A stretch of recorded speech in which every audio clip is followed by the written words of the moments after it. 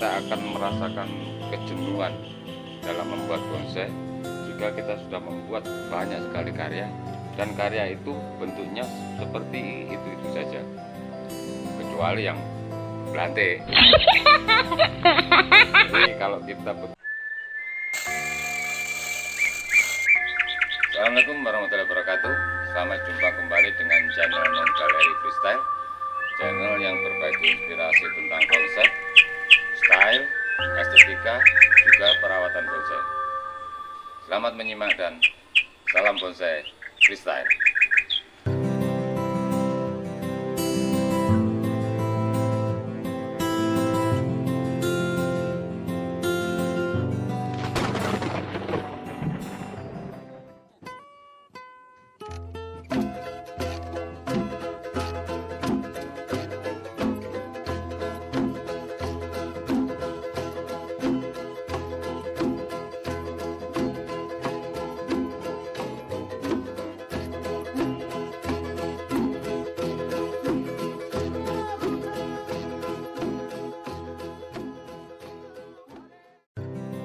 Teman-teman saya, hari ini kita akan mengerjakan materi asem atau Tamarindus indica.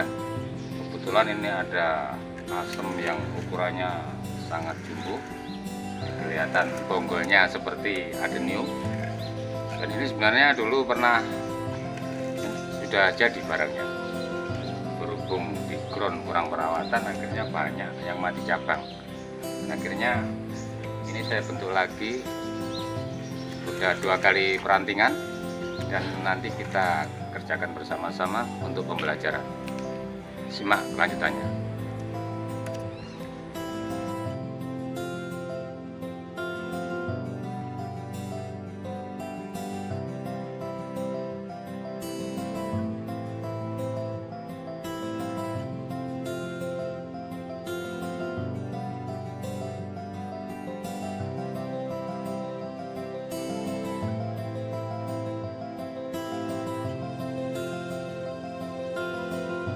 Terangkan tentang 2 cabang ini. Jadi cabang ini kalau menurut aturan biasanya kan cabang yang ngeflat ini harus kita potong. Cuman misalkan ini kita potong, maka posisi di sini akan terbuka dan akan materi ini akan terlihat gepeng. Nah, untuk mengantisipasi bagaimana biar tidak terlihat flat, ini tetap kita pakai, cuman percabangan ini kita tarik ke bawah untuk mengisi. Jadi memang ini flat atau lurus, walaupun nggak pas di sini. Kalau dalam aturannya kan yang flat nggak boleh, tapi dalam sebuah bonsai kita harus mempertimbangkan itu tadi, keuntungan jika kita potong apa, dan misalkan tetap kita besarkan itu apa. Ternyata kalau kita potong banyak kerugian terjadi, karena ini akan terjadi kekosongan ruangan.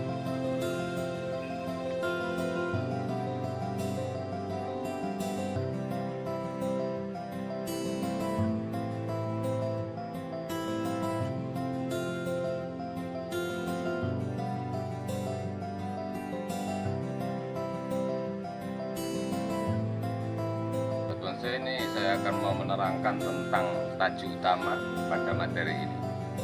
Jadi tajuk utama atau tajuk teratas ini terbentuk dari 3 tajuk. Yang satu ini, 1, 2, 3. Jadi kita harus belajar mencoba untuk membuat bonsai itu dengan gaya yang agak berbeda ya. Jadi akhirnya gaya kita itu nggak menjemukan atau monoton. Salah satu contohnya ini. Biasanya pada umumnya terbentuk dari satu tajuk utama yang atas membentuk begini, dan kalau seperti ini coba Anda perhatikan mulai percabangan di sini. Ini membentuk cabang seperti ini dan akhirnya naik membentuk tajuk utama. Tapi tajuk utama ini terbentuk dari 2 tajuk kanan dan kiri, dan kalau kita tarik garis tetap membentuk segitiga. Itu yang saya maksud. Ini akan saya kasih sedikit penjelasan tentang tajuk utamanya, atau ini kanopi teratas, atau yang teman-teman bilang mahkota itu. Jadi tajuk utama ini terbentuk dari 3 tajuk, 1, 2, dan 3. Kenapa saya bikin begini?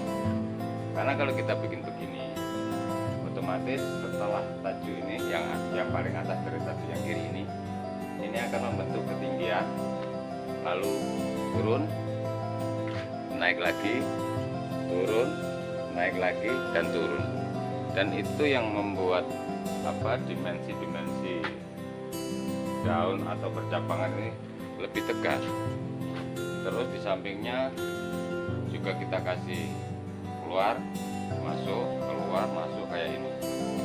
Dan kita harus sering ya mencoba hal-hal yang lain, karena suatu saat seperti yang saya rasakan, kita akan merasakan kejenuhan dalam membuat bonsai jika kita sudah membuat banyak sekali karya, dan karya itu bentuknya seperti itu saja, kecuali yang belantai. Jadi kalau kita betul-betul eksis dalam dunia perbonsaian, seni bonsai, pasti suatu saat Anda akan menemukan kejenuhan. Jadi untuk mengantisipasi kejenuhan tadi, kita harus terus mencoba membuat karya yang tidak sama dengan yang lain, tapi tetap dalam koridor konsep, teori, dan estetika. Dan satu lagi yang perlu kita perhatikan di saat kita sudah melakukan perantingan secara keseluruhan, yaitu kita kan tahu bahwa bonsai itu seni 3 dimensi. Jadi dia harus bisa dilihat itu indah atau bagus dari segala sisi. Satu contoh, kita view angle-nya dari sini, dimulai percabangan dan seterusnya, kita harus tetap terlihat indah mulai spasi dan pembagiannya. Setelah itu kita lihat dari sisi sini. Nah, terutama saya sering melihat karya-karya dari teman-teman itu banyak yang dari view angle-nya itu bagus, tapi setelah kita lihat dari view yang sini, dia kadang terlihat mengembang ke sini, bahkan ada yang masuk. Usahakan tetap bagus, bahkan setiap spasi ini tetap kelihatan. Begitu juga kalau kita lihat dari sisi belakang atau punggungnya. Nah, ini ya harus kita perhatikan. Dari sini juga. Dan ini jarang orang memahami seperti itu, yang rumit-rumit seperti itu. Dan bahkan biasanya yang paham itu terlalu menyepelekan, padahal kita harus ingat seni bonsai itu seni 3 dimensi. Salam bonsai freestyle.